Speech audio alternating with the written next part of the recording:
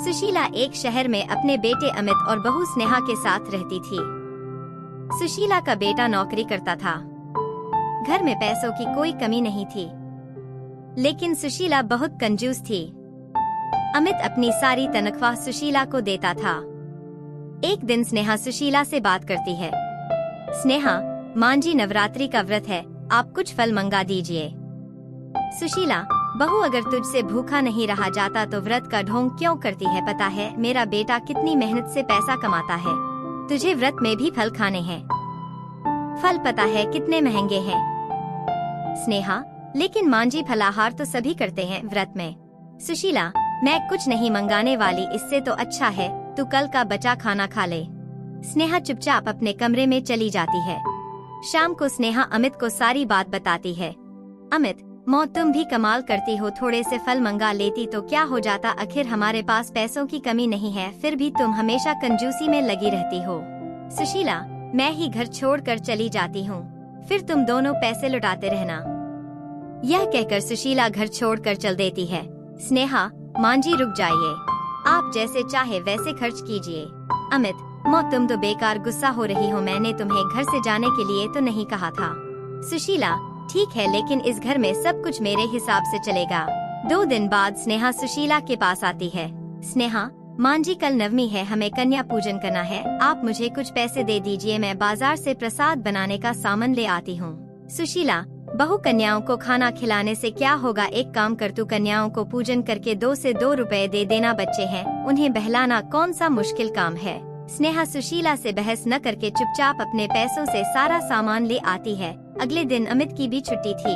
स्नेहा सुबह से ही रसोई में प्रसाद तैयार कर देती है। सुशीला, बहू यह रसोई में से देशी घी की खुशबू आ रही है, क्या बना रही है देशी घी में? स्नेहा, मांझी हलवा बनाया था। सुशीला, देशी घी मैं अपने बेटे के लिए लाती हूँ और तू हलवा बनाकर खा रही है।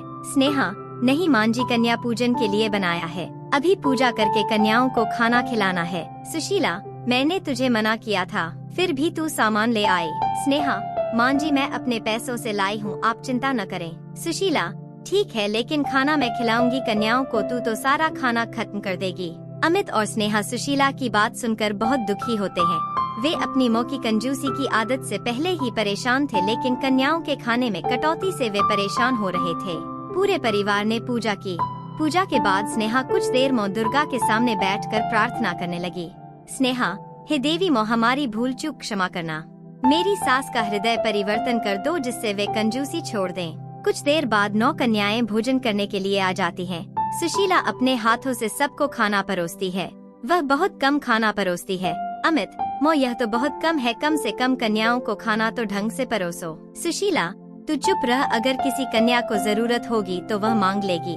अमित और स्नेहा चुपचाप खड़े रहकर कन्याओं को खाना खाते देखते हैं। सभी कन्याएं खाना खा लेती हैं। उनमें से एक कन्या अभी खाना खा रही थी। कन्या, मांझी क्या आपके घर में खाना कम बना है? मुझे तो बहुत भूख लगी है। स्नेहा उसे पूरी और हलवा परोस देती है। सुशीला, खाना बहुत है लेकिन बेकार करने के लिए नहीं है, जितना चाहिए उतना ही लेना, झूठा मत छोड़ना। वह कन्या सारा खाना खा जाती है और खाना मांगती है। स्नेहा उसे जितनी बार खाना देती वे सारा खा जाती। यह देखकर सुशीला परेशान हो जाती है। जब सारा खाना खत्म हो जाता है, कन्या, अभी तो मेरी भूख नहीं मिटी।